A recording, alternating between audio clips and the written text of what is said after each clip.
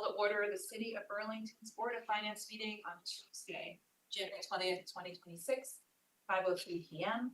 Our first item is our agenda. Is there a motion on the agenda? Move to adopt the agenda. Moved by Councilor Barlow, seconded by Councilor Carpenter.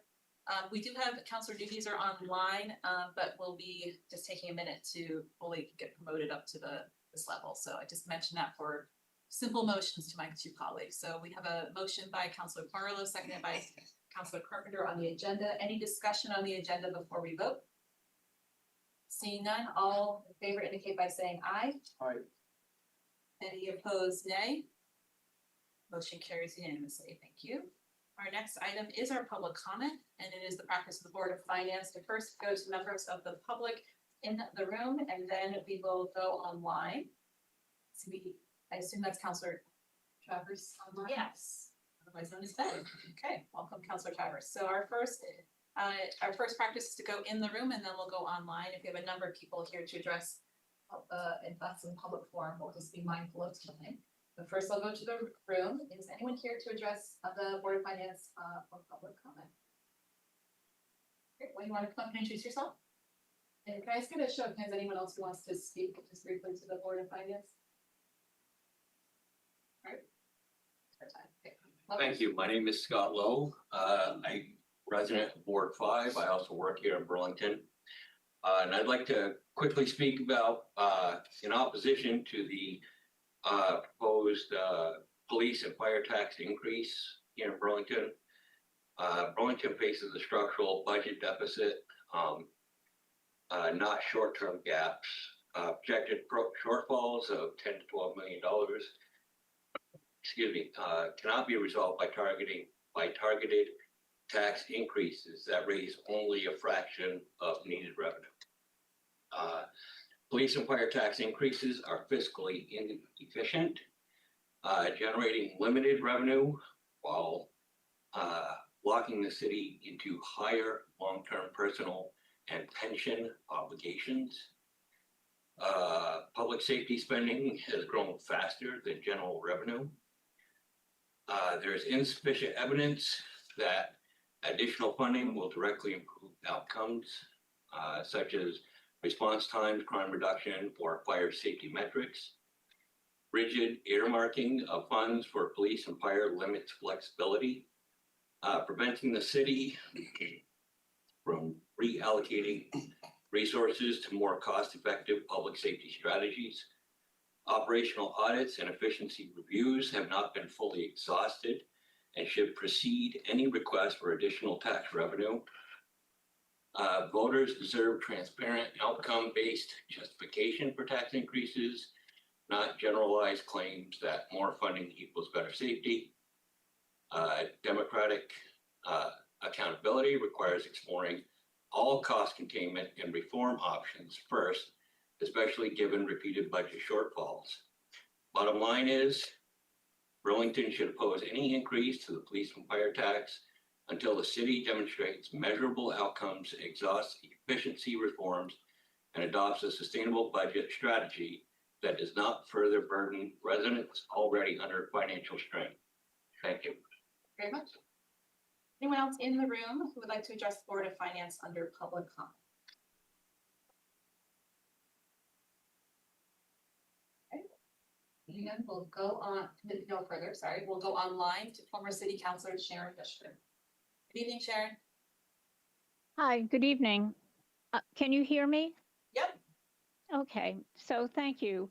I want to phrase this respectfully because I know this is a big item for the city. It has to do with the Interface Studio, PlanBTV 2050 funding. And I'm not speaking against the funding or moving forward, but I read this several times. And what I feel, I want to make just a couple of comments. One is that the makeup of the people that are interacting with this consultant, I think, is missing a component. You have a new parks director. You have a planning director who has some years here, but doesn't have a a long history with Burlington, and you have a new CEDO director. Once again, Kara has some experience here, but she hasn't served in that capacity for very long. So those three relatively new people are setting the stage for a 24-year plan to create housing and and a master plan also. I really support the idea of having city departments work together. I loved when they came around and got some feedback about the master plan. They came to all the wards and we had CEDO and we had DPW and we had planning and we had parks. It was wonderful. And I applaud you for that cohesive approach. So I like the goal, but I feel what is missing is some tenure, some experience. I feel that planning for the future doesn't mean that you have to abandon the past.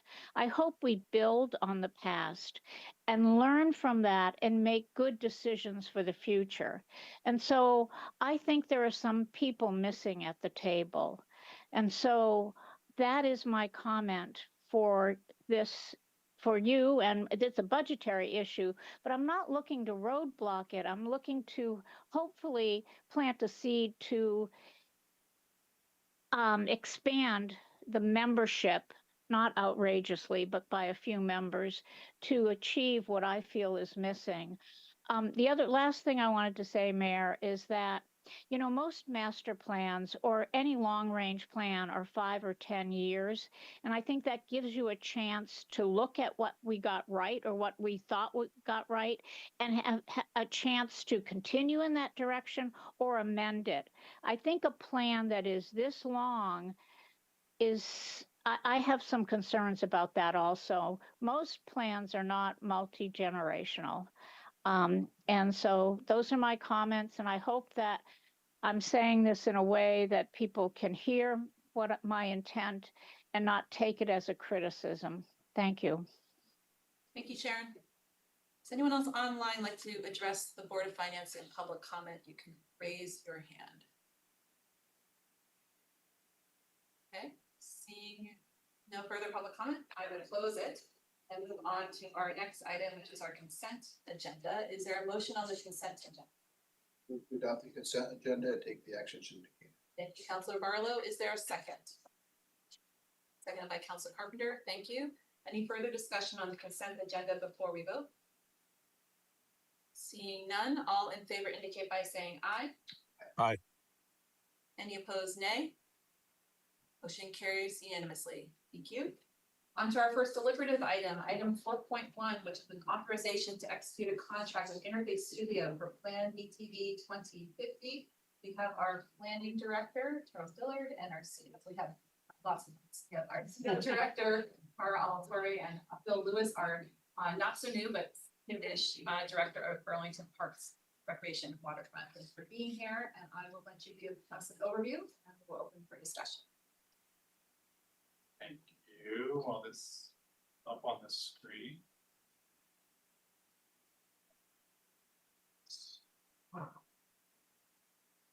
Yes, so we are here tonight to very briefly introduce PlanBTV 2050 and requested motion in the middle to recommend execution of contract authorization to spend the allotted funds. So as former Councilor Busher mentioned, this is a coordinated planning effort across 4 departments to create 4 new plans, standalone plans, but under the PlanBTV umbrella. The first is the municipal comprehensive plan. So this is our statutorily required plan that gives us the authority to do many things, have zoning rules, importantly also receive economic development benefits from the state. A comprehensive economic development strategy, which is unprecedented in the city of Burlington. We are first at a very critical juncture in the city's economy. There's an update to the 2015 Parks Recreation and Waterfront System, which really is the work plan and guides that department's work for years, and also allows the department to receive grants for its own work. As well as an update to the 2011 Citywide Transportation Plan, which is not just an update, but a significant expansion on that plan. Knowing that all these plans were coming down the pike at the same time, the administration and staff here decided that a coordinated holistic effort is the most appropriate way to do this for many reasons. For efficiency's sake, cost efficiencies, respecting the community's time in terms of public engagement, to create a policy framework that acknowledges the way that people experience life in Burlington. City planning will direct this work with project management leadership from CEDO, Parks, Recreation, Waterfront, and their respective elements. Importantly, we do have a project charter. The degree of interdepartmental work in this project is also somewhat unprecedented. For that reason, we do have a charter that is basically a constitution that governs this project across departments, sets roles and responsibilities for staff, both the project team, but also others. We have for example, our finance director is on a team with Krishnan here on the team. RIB has a big role here as well, so that's what the charter was. This is just a sort of repeat, but I think the biggest point here is the bottom bullet, that there will be 4 standalone elements, and that these plans will essentially serve as a roadmap and a work plan for each of these 4 departments going forward.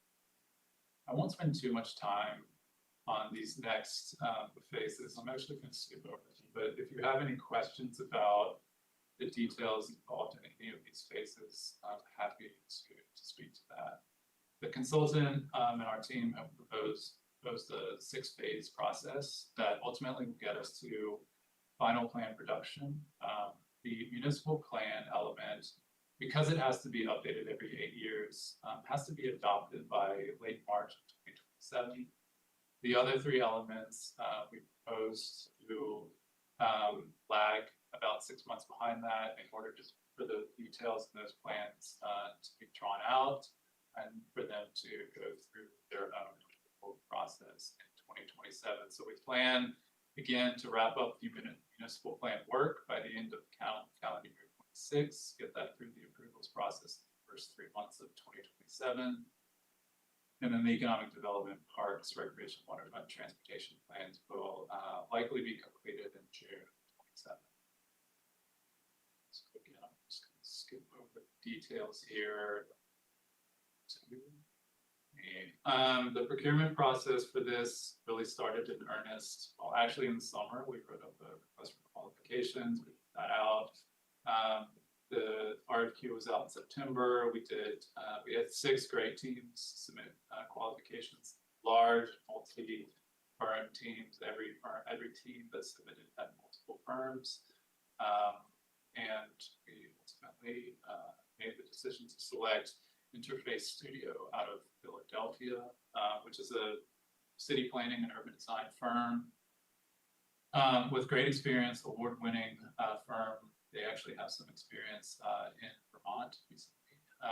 They have a team consisting of Burrow Happold, which is an international firm, interdisciplinary, will be managing the scenario planning work and helping to sort of manage the interdisciplinary elements of this work. Integrate Partners will lead the economic development plan. Pool Design, which is the largest mobility consulting firm in the country. Their Boston team will be managing the mobility elements, and Smart Mobility is a Vermont-based transportation modeling firm who will be assisting in that work. Total project cost is $640,000, spread across 2 contracts. The City of Burlington's contract would be $340,000 with the contingency that's noted in your memo. CCRPC, the Regional Planning Commission, these numbers aren't going to add quite up to $640,000 because The CCRPC has a not to exceed of $300,000. They do their contracts differently. They don't build the contingency into the contract. So they're gonna contract for the mobility element with Interface Studio, again, as the prime for this amount here, and they will hold the remaining $31,180 in the event that additional funds are needed, at which point they would amend their own budget for the project. But essentially, there are $300,000 available. The way the city's contract breaks down is this: the municipal plan element brings $115,000, 36,000 or so, which is earmarked for scenario planning, $75,000 year 27 budget for the Office of City Planning, and a $4,000 balance that we have today that we can put to the project. The Parks Recreation Waterfront element is funded by two different sources. Penny for Parks. Essentially, there is about a third of the scope has a strong nexus to capital planning and parks capital planning specifically, with the remainder coming from general fund to support. The economic development element just received last month the municipal planning grant for a total of $33,000, including that $3,400 match, as well as some remaining urban development action grant funds in the CEDO budget. So again, the requests here tonight are to approve the expenditure of not here $300,000 and to authorize and recommend the City Council authorize the planning director to execute the contract. Any questions? Thank you, Charles. Any questions from members of the board? Assumed by extension. Able to answer additional questions. Councilor Mark. I have questions. I was curious about the city's commitments in FY 27 budget and the money that's committed through the Urban Development Action Grants.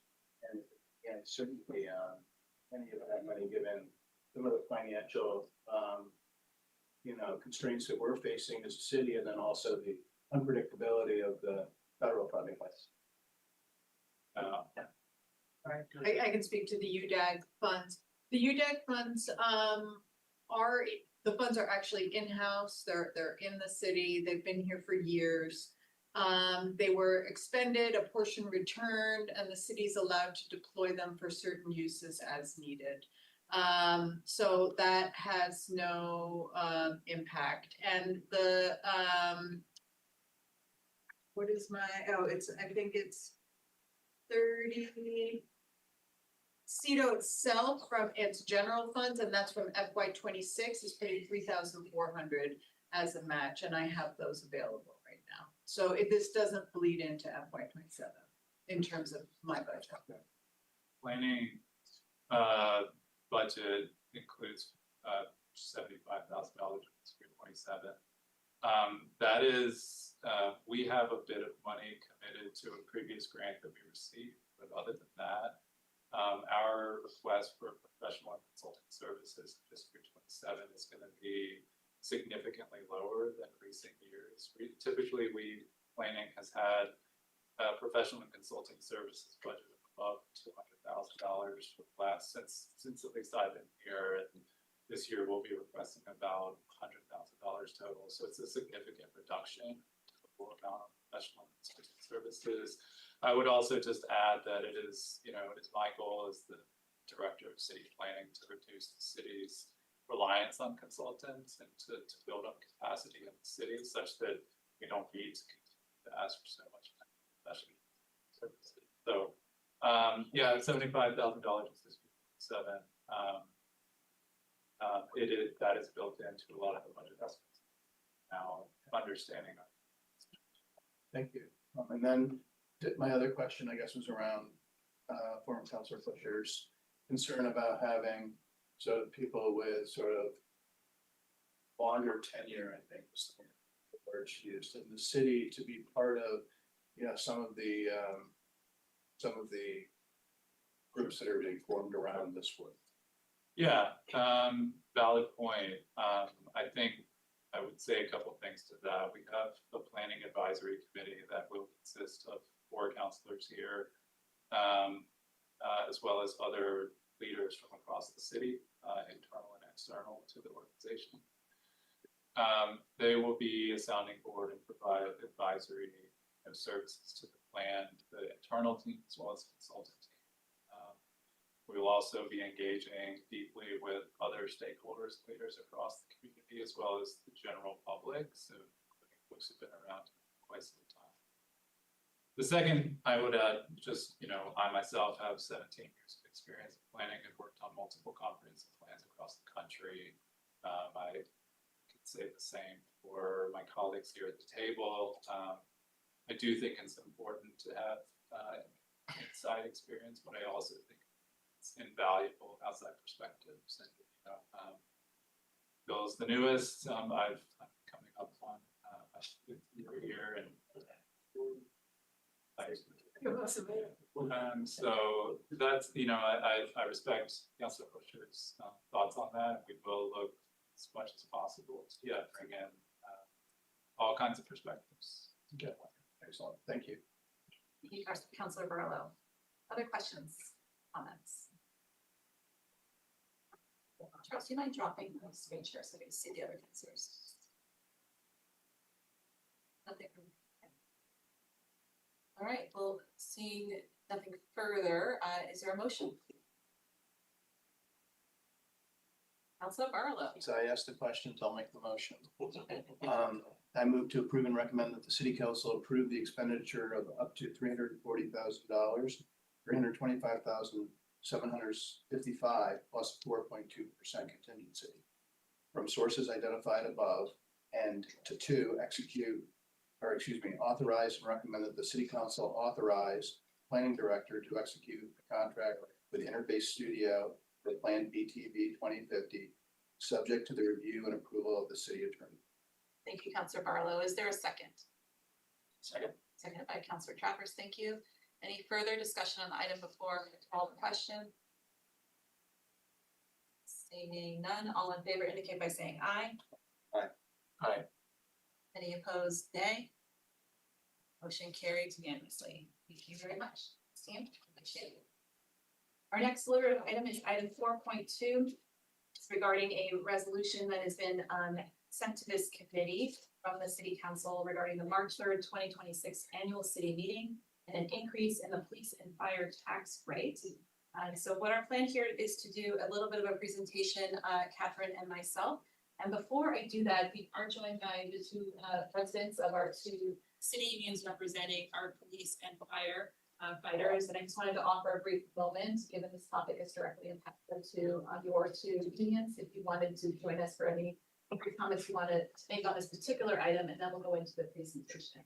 So we have the president of the BPOA, Patrick Hartnett, who's a fairly new president. Welcome to Board of Finance, and Josh Hartlink, who is the BFFA president. Just briefly give any comments you want to give to this particular matter. Yeah, just a quick statement. Good evening again. My name is Patrick Hartnett. I'm president of the Burlington Police Officers Association. As we're all aware, we understand that the city is operating under the tight financial budget due to a host of factors. The BPOA recognizes this. We also recognize that the BPOA is not unique to these financial stressors among other departments within the city. Specific to the BPOA, we know properly funded police and fire budget is paramount to basic functions of public safety.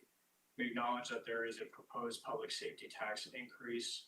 We've been advised this generated revenue would cover projected increase in costs for the coming fiscal years for both police and fire.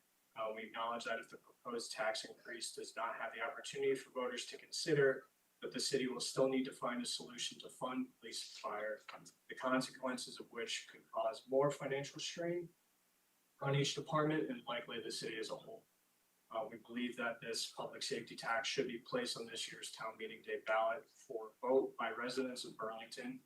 I encourage voters to become educated on the topic, to speak to their counselors and other city officials on the topic, and to vote what they believe is in their best interest.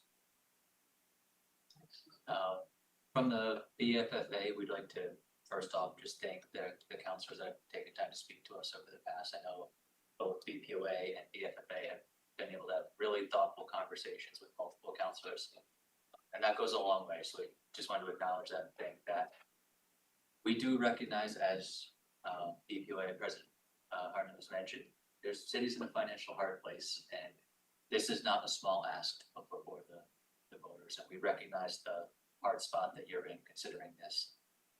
We do remain steadfast in our belief that proper funding for police and fire is paramount to public safety in our city. We would encourage the city councilors to at least put it on the ballot, let the voters of Burlington weigh in on the importance of public safety in our city. Thank you. Thank you both for being here. Coming up on to it right now. Thank you for that. We are going to go now to our CAO, Captain Shaw, who's going to give a little bit of a recap and a little bit of a finer focus on this particular tax rate increase. We have been updating the Board of Finance in December, and then at the last meeting last week on more of the details. Since this is the Finance Committee, we haven't brought those details to the full council, but there's a lot of important information in last week's presentation that goes into some of the specificity of where we've been able to reach on closing the $10 to $12 million gap. But I've asked her to specifically focus on this piece of the puzzle because we have a diversified approach that we're presenting to this finance board so far, and then in the weeks to come on how to close the structural budget gap. And so with that, Catherine, if you want to lead us through just an overview, please. Yes, thank you, Mayor. We will start here.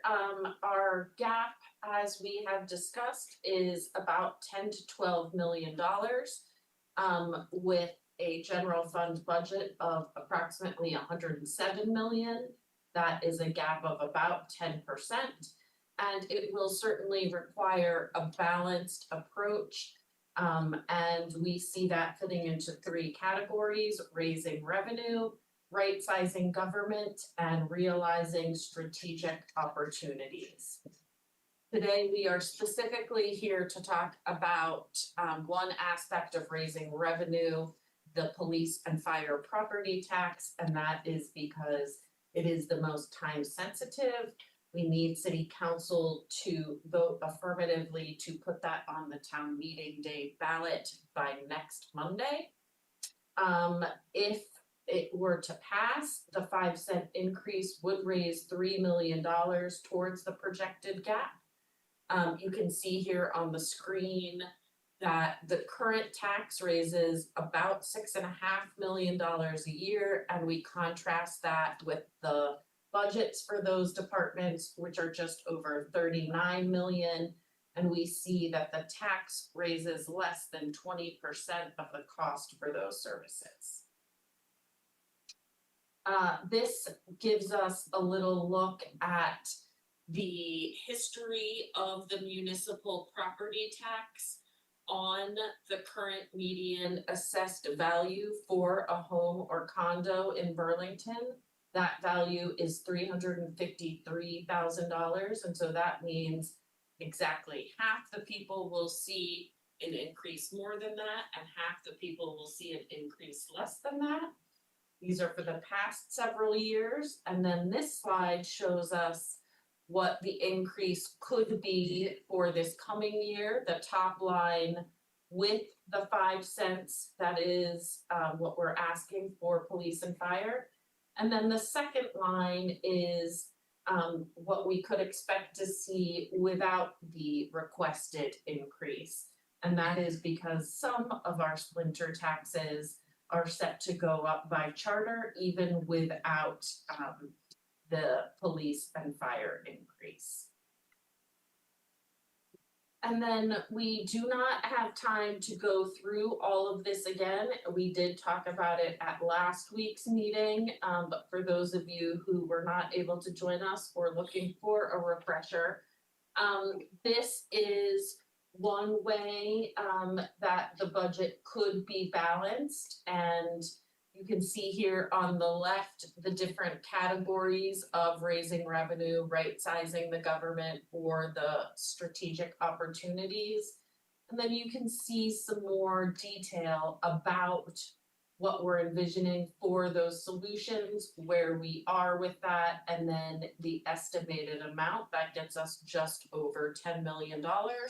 And you can see we are certainly exploring a variety of ways to meet this need, of which increasing the tax is just one small piece of a multi-pronged strategy. Next steps, I mentioned, we are looking for a vote from this board tonight and then the city council next Monday, so that we can have this vote on the ballot for March 3rd. And then we will continue to engage with our unions, our employees, and our city councilors as we have been, as we prepare our more in-depth presentations for April. And of course, all of this is leading up to a final budget passage by June 30th. And want to make sure there's time for any more questions or comments. So brief presentation tonight, that is it, and I'll turn it over to the mayor. Thank you, Catherine. I'm sorry before you put all this back. Can you go back to that table summary slide? Because I think that's an important one. We've tried to put a lot of content in, and I just want to speak to specifically the two prongs that are sort of outlined there in terms of raising revenue. Is the second to last slide. Raising revenue and why we're bringing this particular item forward, as well as the right sizing. It has been a focal point of this administration to be right sizing the size of government. I've talked to this at length in the last year's budgeting process. It continues to be a focal point for this year's budgeting process. Last year, we did a reduction of the size of the workforce for the city very purposefully and as strategically as we could. It had an impact on real people, of course, and existing city services. We have more to do. And so we are building on that important and strong work we did, where we actually reduced the workforce for general fund funded positions by 32 FTEs last year to bring the obligations of the city down. And that is why on another slide you saw there was a very minimal tax increase last year. That was not easy work to do. It actually reduced the overall size of the budget. That is purposeful work because it narrows the structural budget gap instead of just kicking the can further down the road. The other way we do this is to continue to do the work of doing a second pass, because we couldn't solve this structural budget gap in one or even two cycles. This is why you see one of our proposals that we've been hard at work in sharing in high level ways with councilors and smaller discussions, of course, around the 5 to 10% reduction. And I mention this because this is a balanced approach, as Catherine mentioned.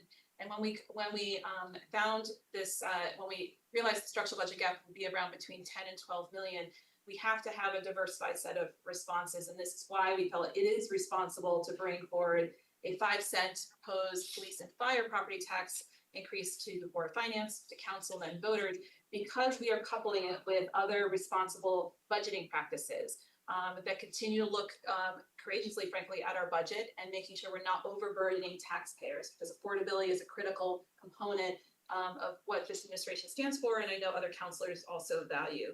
The last piece I'll say briefly, a budget also reflects the values and priorities of the city. And I've been very clear since day one of this administration that community safety is that top priority. Again, something I know you all share as city councilors. And so hence the investments and the careful investments in police and fire departments over the last 3 budgets. We've not only protected those departments and been very strategic around trying to minimize impacts, we've invested in our collective bargaining agreements in the last 6 months for police and fire specifically. This is strategic to make sure that we are doing what we can to do more investments around recruitment, retention, but also safe staffing patterns and making sure those ratios are following through on commitments the city has made over the last several years, but really making that a reality within the investments in these agreements. Council unanimously endorsed those collective bargaining agreements a couple months ago, and now it's time to further those investments as city leadership and then hopefully to voters with this tax increase. So with that, I just wanted to bookend that with Catherine's good work. Thank you for your work on this. As always, Catherine and your team. I'd like to open it up for discussion and questions by members of the board. Thank you.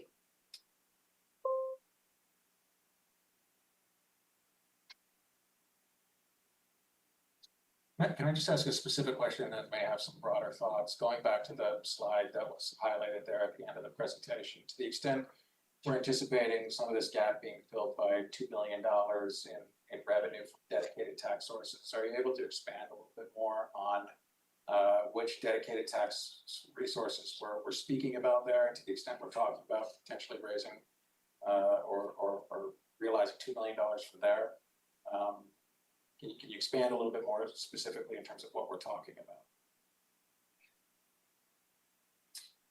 I think we probably want to save a lot of that for a future conversation, but I can say there are balances in several of our dedicated taxes. I will not remember them all because I'm not totally prepared for this, but they are in I know we have money in Penny for Parks and Conservation Legacy Fund. And there are probably some others, and there was a lot in that last slide, so people may not have caught it that we are not simply looking at, I will just use as an example. We had 100,000 left over in conservation legacy, let's just dump it into the general fund, or let's just use it for public safety. We are looking at what would an appropriate use be of that money, and it would be something within parks, certainly, and it's work with the city attorney's office, and that work is still ongoing. So I think that's what we could say about that at this time, is that there is money, how we want to use it, and exactly how much of that could and should be used for exactly what general fund relieving causes, uses, is still the work that this board will need to do in coming weeks. Thank you, Councilor Travers. Councilor Carpenter.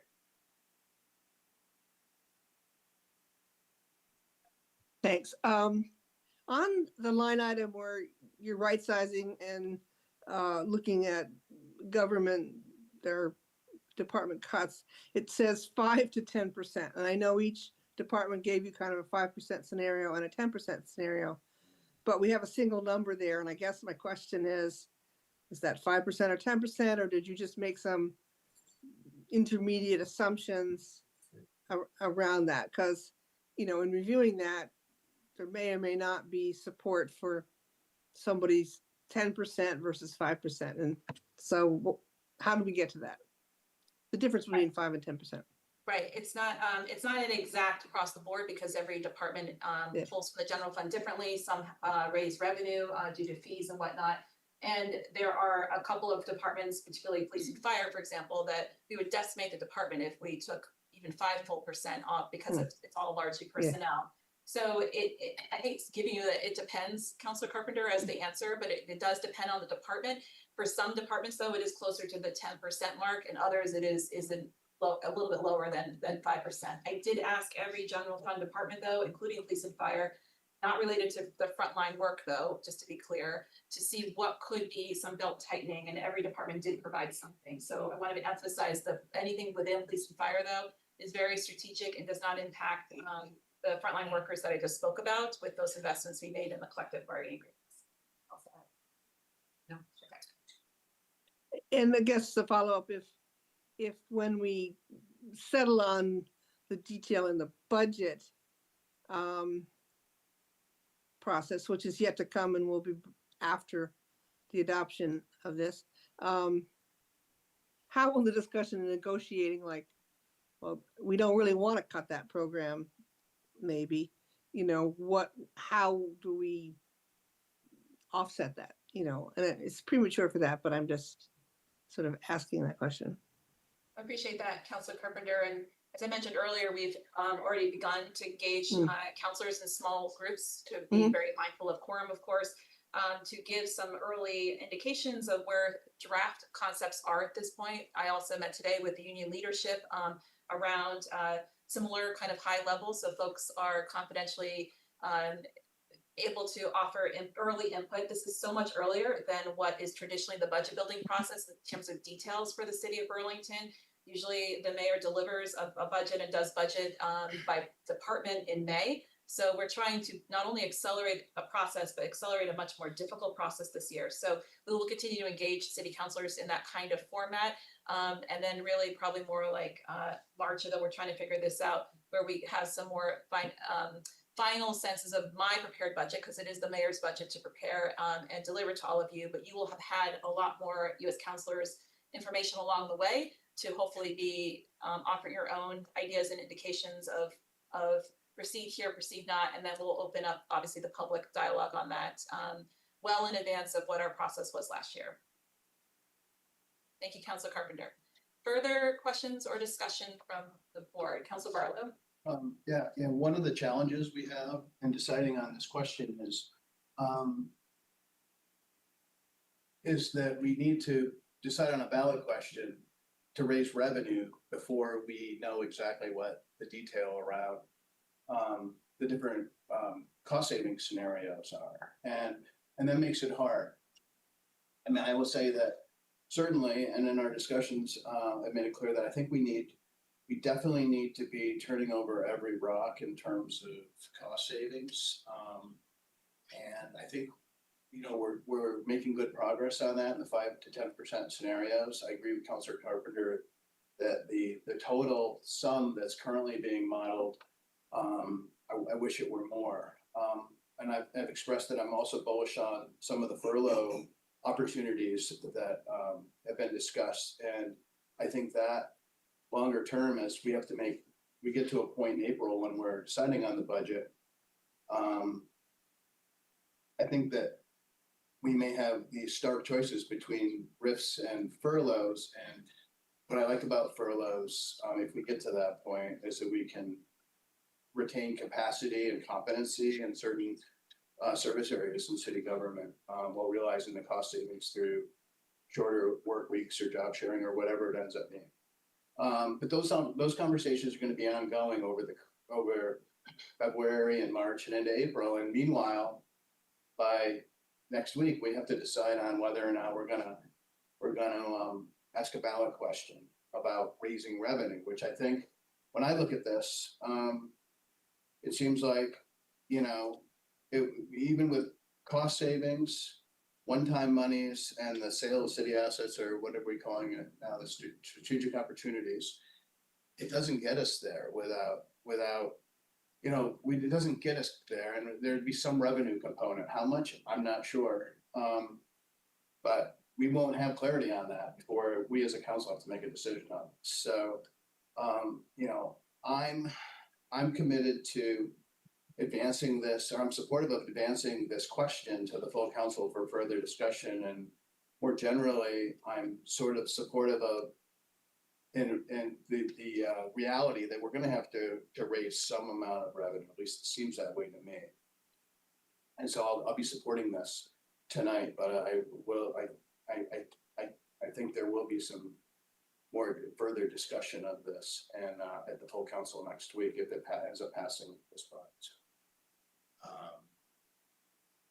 And I also think that if it does pass and we put it to the voters, that we better be clear about what the scenario. We should be clear in our education material what if without a revenue raising tax increase, what that looks like, so they can make an informed decision. Like, you know, with the increase, this is and these reductions that we're planning to get there, this is what it would look like.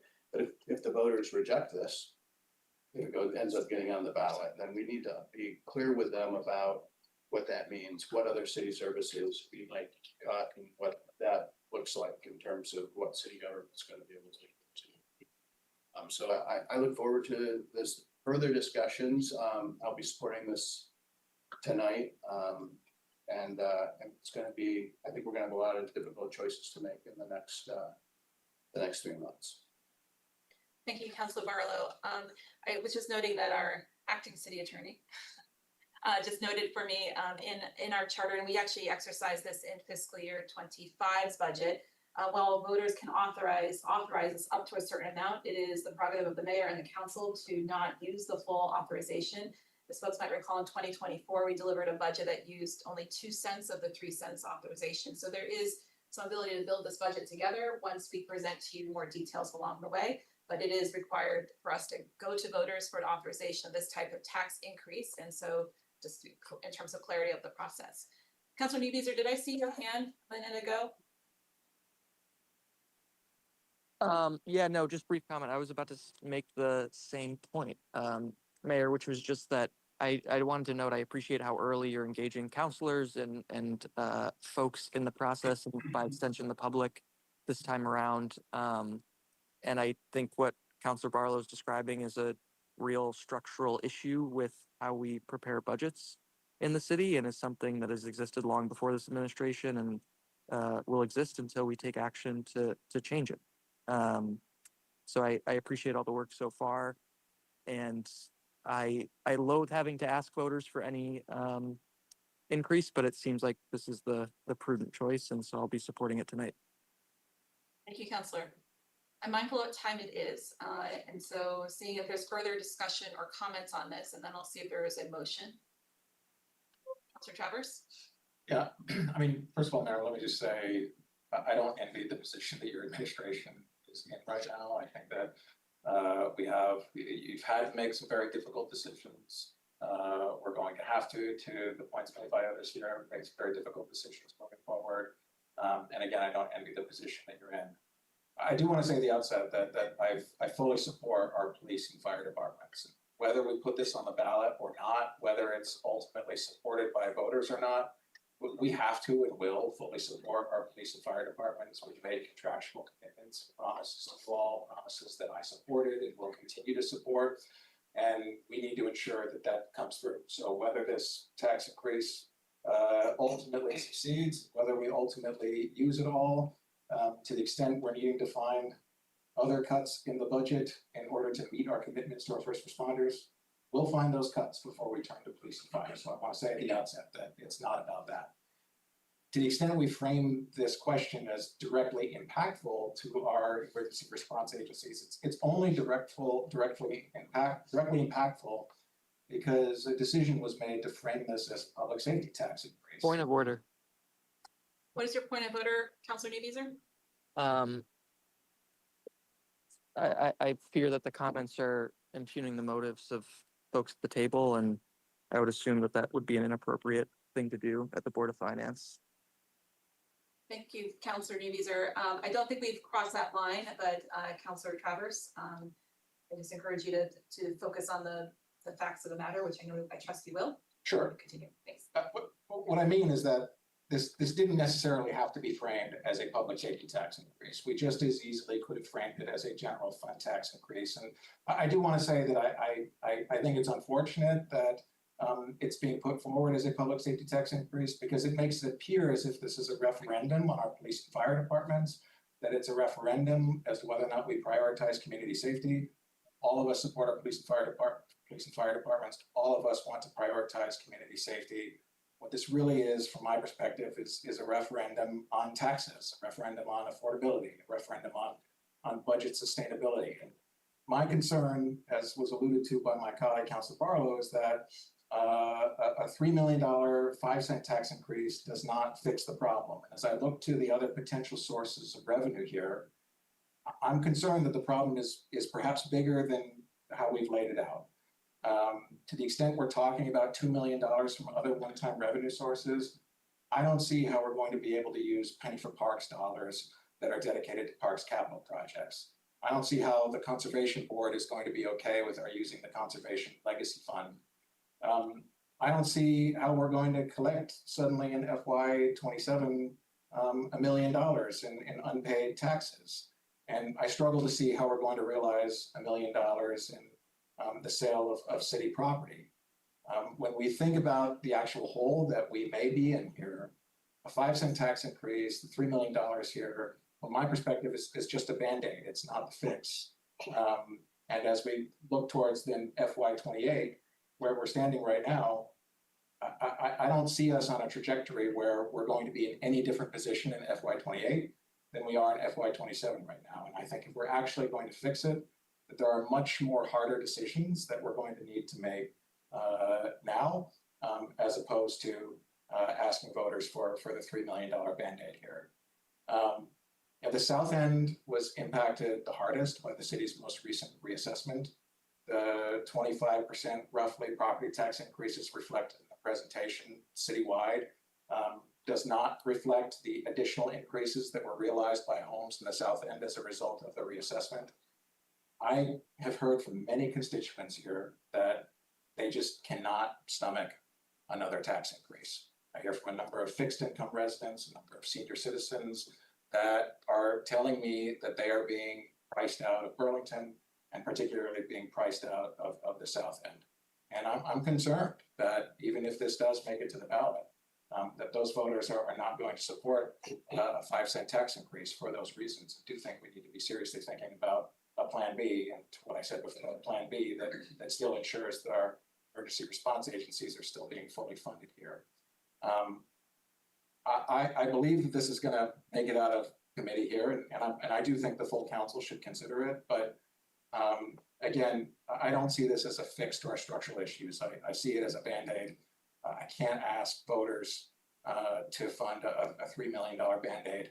I think that we need to make some harder decisions. So I can't support it here in committee and don't intend on supporting it in the full council either. Thank you, Councilor Travers. Councilor Newbeezer, and I'll see where we are with calling the question. Yeah, I was going to make a motion after just a few more brief comments. A few things here. We have a series of dedicated tax revenues that make up our municipal tax system. If you look at the budget for public safety between fire and police, our dedicated tax revenue has completely underfunded the actual expenditure, and so it dips into the general fund to make that up. Moreau in 2024, the last time we considered a public safety tax, put forward the exact same type of measure to help meet budget gaps. The only difference was that the prior administration for 10 years has allowed the structural budget gap to snowball to such an extent that we are now seeing double-digit, multi-million-dollar budget gaps year over year. I'm appreciative that last year we've started that work, because without the work in previous budget cycles by this administration, we would have seen millions more dollars in gap. And so I appreciate that these are a number of hard decisions, and I'm paying property taxes myself. I don't want to pay any more. But I would have wished that we had leadership on the council and in the mayor's office and in previous years to make some of these points and to address these problems sooner, so that we weren't in the situation we are in now, and the taxpayers aren't in the situation they are in now. So you could tell I'm a little frustrated, because I would have wished we would have had the same rigor in addressing these issues under the previous administration. With that said, I'd like to make a motion on the item, if that's appropriate at this point. Go ahead, Councilor Newbeezer. I'd like to move to waive the reading and adopt the resolution. Thank you, Councilor Newbeezer. Is there a second on the motion? Just as a point of order, I don't think the Board of Finance is asked to adopt the resolution. I think the motion should be to move to recommend that the city council waive the reading and adopt the resolution. That is That's correct. So from a committee process point. Okay. Right. Councilor Newbeezer, would you mind restating a motion that would be moving the item from Board of Finance to the city council, what was language again, Councilor? I think the motion would be to move to recommend that the city council waive the reading and adopt the resolution. Right, so the recommendation is to the city council. Councilor Newbeezer, would you be willing to restate your motion with that structure? Yep, apologies. I got a crying baby as well here. I'd like to move to recommend that the city council waive the reading and adopt the resolution. Thank you, Councilor. Is there a second on that motion? Councilor Carpenter, seconded. Thank you. Thank you. Thank you. And back to discussion now on the motion on the floor. Councilor Carpenter. Thanks. I appreciate this discussion on how do we reduce it, all of that. Part of the problem is we've got this sort of backwards budget problem, and I don't know how to fix that. But the problem is you got to raise the revenue by the 26th, or not raise the revenue, put it out for vote when we haven't fully vetted the budget. And so in my look so far, I don't think we have to have that amount of money available to run this city responsibly. Can we make more cuts? That's what we got to do in the next 3 months. I think any counselor who feels that we can do that, we should do that work. Just because we put this on the ballot to raise the revenue doesn't mean we have to spend it. So we have to get it on the ballot. We don't have to spend it. And so as we proceed with the budget process in, April and May, then we need to challenge ourselves. Okay, what would it take to not spend it? We have the 5 to 10% cuts. Some of those already, I think, will be very difficult, and we're not going to want them. So then we're going to have to replace them with other cuts. So that was long-winded of saying we need that money available. And I think the challenge for us and any counselor who thinks it's too much, then let's find where to reduce the budget. But we've got to get this on the ballot today or this month. Thank Thanks. you, Council. Thank you, Counselor. Given the time, I'm going to go ahead and call the question. The motion on the floor is to recommend to the City Council the adoption of the resolution. I'm going to call the question. So all in favor indicate by saying aye. Aye. Any opposed, nay? No. For the sake of the record, that was a vote of 4-1. You need to call the roll. Catherine, are we good to go? Okay. Thank you. And the motion carries and will be referred to City Council next Monday on January 26th. Thank you.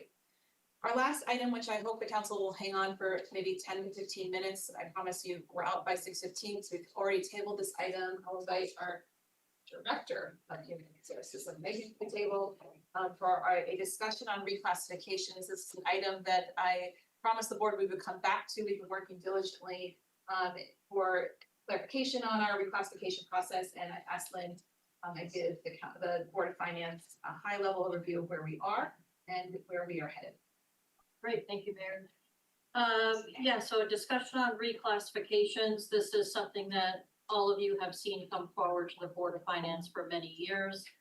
We've had an existing policy that has not been updated or altered in 10 years plus. And so when we started to take a closer look at it, I found that, immediately I didn't think that we needed to do much change to the policy, but there was some information that wasn't being utilized and just kind of got lapsed a little bit over time. And focusing majority of this conversation with non-union personnel and the AFSCME union personnel, that's where we see the majority of our reclassifications come forward.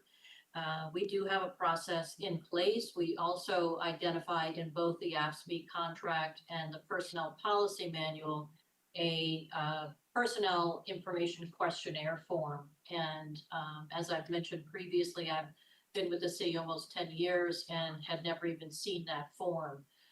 So did a little bit digging with support of AFSCME and was able to locate that form, have provided some updates to it, shared that with the AFSCME president and vice president, and have their support for us to re-engage with that form when a reclassification is being brought forward.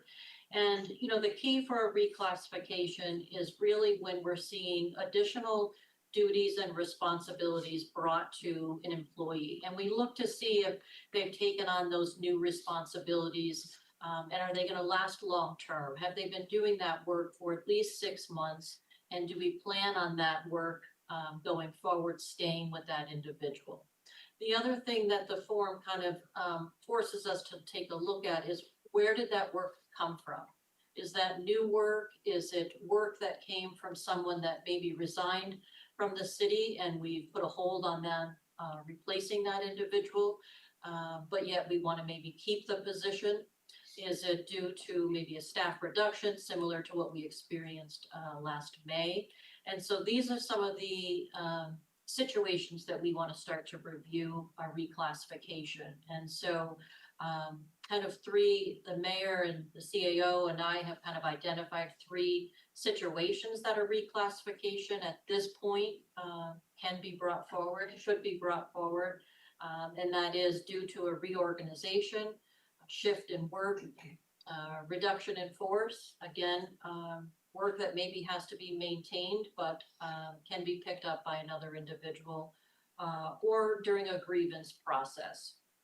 The grievance process is not a guaranteed path that we're going to see a reclassification, but if that is the case, then it unfortunately is due to maybe someone not noticing or not paying attention to the timeline of the workload of that individual. So it will kind of bring that to our attention. So we have, like I said, kind of reigniting this form, if you will, getting individuals to use it. And kind of taking a closer look during a reclassification process. This, along with this form, we're always asking for the job descriptions to be edited. And then that's what's brought forward to the HR department. And there's at least 3 of us on the grading committee. It's made up of either myself and 2 out of the 3 HR managers, or the HR managers will do that work. And they go through that using the Willis classification system for both AFSCME and non-union personnel to try to determine if this is truly in need of a reclassification, or is it just additional same kind of like work that an individual is doing before may not warrant an increase in their grade. Another piece that we decided to take is just kind of re-educating the managers across the city to make them familiar with what's already written in the policy.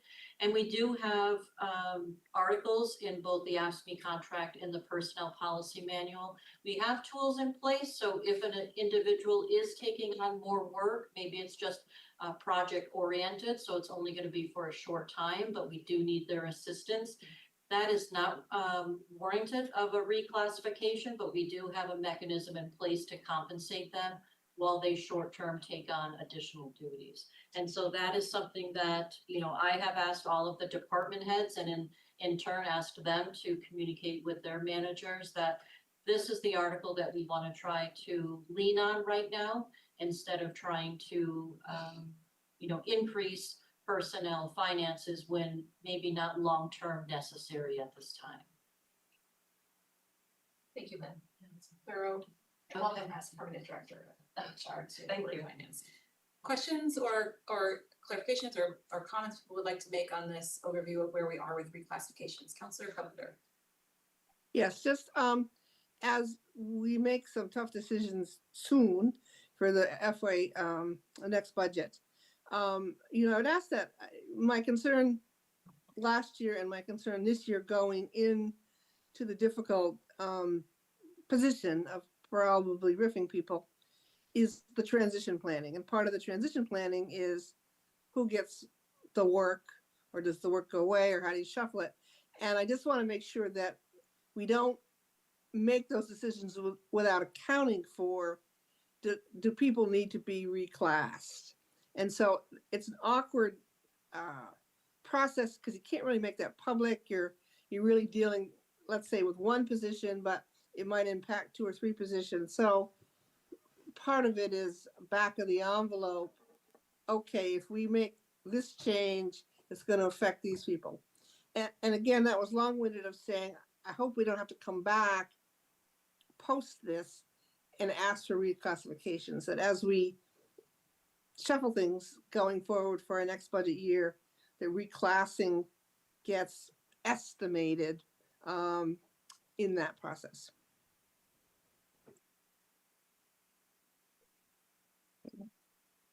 Yeah, please. Yeah, so just to comment on that, I think, you know, we've heard it a couple times tonight, how, you know, we're kind of the city is looking at the whole budgeting process a little bit earlier than we have in the past, and how we're seeing, you know, stronger communication when it comes to that. I think we're seeing the same, and, you know, lessons were learned from back in May. And I think we're also having the right conversations earlier to better prepare us and our departments on if it comes to a point where a staff reduction is necessary, then how can we prepare ourselves and the employees that do remain employed and support them through the process as well. So early conversations, if needed, will happen. All departments were asked about that 5 and 10% scenario, so we're already, I think, thinking. But again, until that final decision is made, we'll kind of just wait to see what's needed. I had one other question, comment. It's not totally relevant to this, but and it's been a few years since I worked with the Willis system, which I found a lot cumbersome and outdated. And I just, that's integral to this process. It is the system we've adopted, but is that something we're going to look at in the future? Yeah, I think the Willis system was adopted. I think the state of Vermont was using it and we've adopted it. There is another classification system that is used specifically for Burlington Electric, and that's called Winters. I wouldn't say that the Winters is much better than Willis. They're both, I think, getting to the point that they are close to being outdated. They still do, I think, the job that we need to be done right now. And I think, you know, to introduce a change to that would really be another line item on the budget, and I'm not sure we're prepared to do that right now. So for now, we utilize the system that we have. We, you know, expand a little bit beyond the Willis system. So when we are grading a position, we use that system, but then we take a look at, you know, similar and like positions across the city. We want to be as consistent as we can with our grading, so we don't rely solely on the Willis system when we're determining that grade. Okay, thank you. Councilor Barlow. Thank you. I'm glad we're doing this. One of the things that's come up at Board of Finance from time to time is the subject of retroactive pay that goes along with reclassifications, and where we are we going to change our retroactive pay policy as we change our reclassification policy, I guess, through this question. Yeah, I would hope so. And I'm hoping that this form kind of prevents us from having to come not only with a reclassification request, but retro pay along with that. We do have mechanisms in place and, you know, to try to prevent that. And so I think it is just on myself and it's on leadership across the city to try to act sooner when we think that work is going to remain with somebody long-term, and act sooner rather than later, which is really what causes that retro pay. Thank you. Thank you.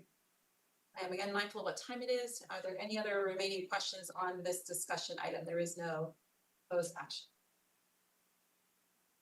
Sir Travers. Yeah, I'll just say very briefly, I think this is great, but thank you very much for bringing all Sure. This stuff. And we'll look forward where reclassification moves forward. Hopefully, this forms coupled with it. Yeah. Providing some additional insight to us. Sure. Thank you very much for putting. You're welcome. Great. So seeing no further hands, I will close this item and move to adjourn the Board of Finance at 6:11 p.m. Thank you very much.